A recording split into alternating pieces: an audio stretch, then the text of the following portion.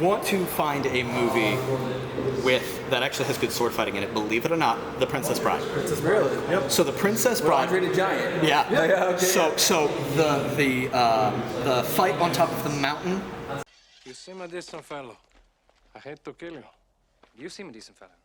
I hate to die. Again.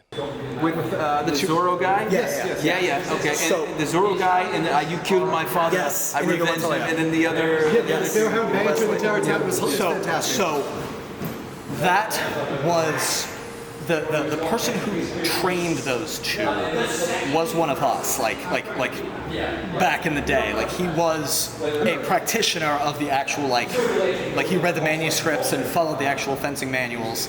And if you listen to their dialogue when they are talking about, oh, I see you use this defense, I see you use that defense, oh, but I know my Agrippa. Every single thing that they are talking about is historically accurate. 100%. That whole fight is historically accurate. So people in the HEMA community, we love that movie. We watch that movie all the time. Like, we'll watch it once a year just because. Like, you know, it's just one of those things because it's one of the few pieces of cinema that's accurate to what we do.